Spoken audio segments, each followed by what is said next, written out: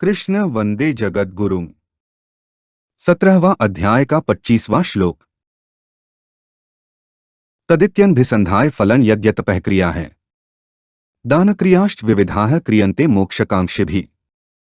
ऊपर कहे गए श्लोकों का अर्थ है, तत् नाम से कहे जाने वाले परमात्मा के लिए ही सब कुछ है, ऐसा मानकर मुक्ति चाहने वाले मनुष्यों द्वारा फल की इच्छा से रहित होकर अनेक प्रकार की यज्ञ और तपरूप क्रियाएं तथा दानरूप क्रियाएं की जाती हैं। तदित्यनभिसंधाय मोक्षकांक्षिभ्यः का अर्थ है केवल उस परमात्मा की प्रसन्नता के उद्देश्य से किंचन मात्र भी फल की इच्छा न रखकर शास्त्रीय यज्ञ तप दान आदि शुभ कर्म किए जाएं। कारण कि विहित निषिद्ध शुभ शुभ आदि क्रिया मात्र का आरंभ होता है और समाप्ति होती है। ऐसे ही उस क्रिया का जो फल होता है उसका भी संयोग होता है और वियोग होता है, अर्थात कर्मफल के भोग का भी आरंभ होता है और समाप्ति होती है।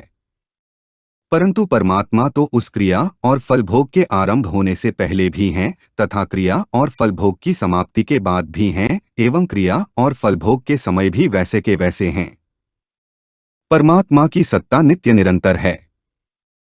नित्य निरंतर रहने वाली इस सत्ता की तरफ ध्यान दिलाने में ही तत् इति पदों का तात्पर्य है और उत्पत्ति विनाशील फल की तरफ ध्यान न देने में ही अनभिसंधाय फलम पदों का तात्पर्य है, अर्थात नित्य निरंतर रहने वाले तत्व की स्मृति रहनी चाहिए और नाशवान फल की अभिसंधि यानी कि इच्छा बिल्कुल नहीं रहनी चाहिए।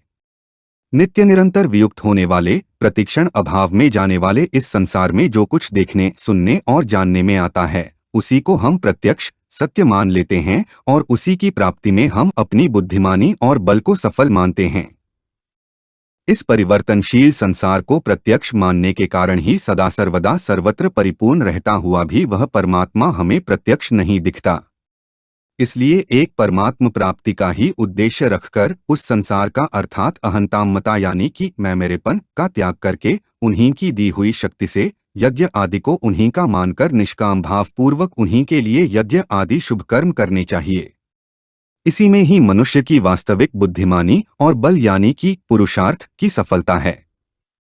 तात्पर्य यह है कि जो संसार प्रत्यक्ष प्रतीत हो रहा है उसका तो निराकरण करना है और जिसको अप्रत्यक्ष मानते हैं उस तत् नाम से कहे जाने वाले परमात्मा का अनुभव करना है जो नित्य निरंतर प्राप्त है। भगवान के भक्त भगवान का उद्देश्य रखकर तत्पद के बोधक राम कृष्ण गोविंद नारायण वासुदेव शिव आदि नामों का उच्चारण करके सब क्रियाएं आरंभ करते हैं। अपना कल्याण चाहने वाले मनुष्य यज्ञ दान तप तीर्थ व्रत जप स्वाध्याय ध्यान समाधि आदि जो भी क्रियाएं करते हैं वे सब भगवान के लिए भगवान की प्रसन्नता के लिए भगवान की आज्ञा पालन के लिए ही करते हैं, अपने लिए नहीं।